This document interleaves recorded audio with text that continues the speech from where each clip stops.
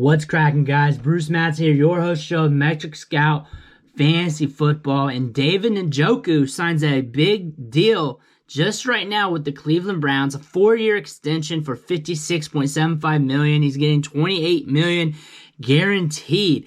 This is a big deal for fantasy because right now in Dynasty, he's being valued in ADP as the tight end 18, making him virtually free. When you look at the depth chart here in Cleveland, there's some ambiguity here. We have Amari Cooper, Donovan Peoples-Jones, and my man David Bell. But all in all, for this year, David Njoku could be the second option in the passing game. I get it, it's a low-volume passing game.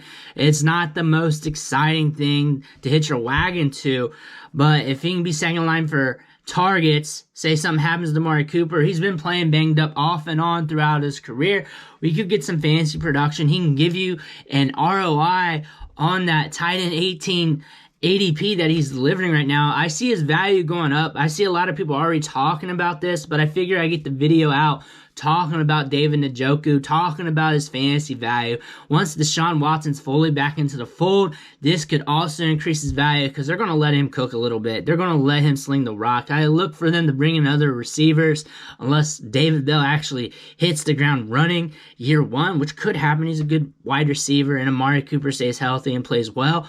But this is a good opportunity here for David Njoku. This proves that the team likes him, that they want him around because they paid that contract for him. 5th highest paid tight end in the NFL. So very interesting prospect here for Dynasty Fantasy Football. A guy that I feel like the market's been undervaluing. Now that you look at this retrospectively, there's not much opportunity here, not much competition, for him to play against, so targets could be there, especially if they have to get in some shootouts. He could be a guy that you can still get on the cheap. Even if he bumps up in value, I don't see him skyrocketing. I don't see him jumping into TE1 status for fantasy, so he's still a guy that you can get for cheap in redraft for sure.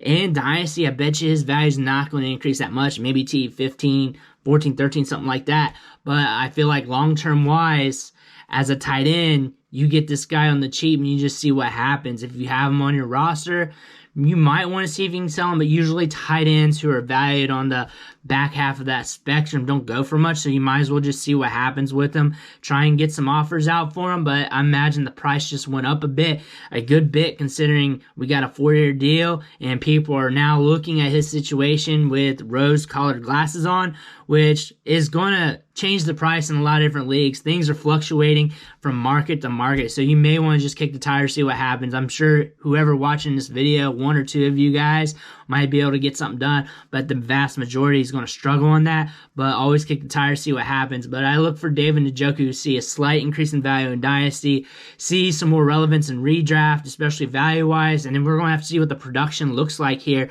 how he transitions with Watson, how's this team look here in 2022, and what the distribution of targets and the overall volume is. If the volume's up somehow, some way, then this could be big for him, but we just have to see. But right now, he's a good speculation asset considering he's dirt-free. He was dirt-free, so if you were getting him cheap just a day or so ago, a few weeks ago, that's awesome to see that your asset just went up in value a little bit. But right now, on the low, still very inexpensive to get in Dynasty Fantasy Football, especially in startup drafts. So just see what you can get for him, see what can happen, see if you can get him as like your TE2 or whatever. Still some good size adjusted athleticism here. So with the right quarterback, right volume, we could get something. We could get something tight end wise. Either though, he's still cheap. He's still going to deliver cheap production. That's something you hang your hat on. Even if he doesn't give you tight end 1 results, you're still getting a cheap tight end that you can plug into your lineup every now and again. We just got to see what happens. But let me know what you think about David Njoku. What do you think about this deal? Does it up his value for him? Is he a sell? Do you think you can sell him? Are you holding? What's going on in your world? Drop that in the comments. Let me know. Smash that like button to help me out on the algorithm.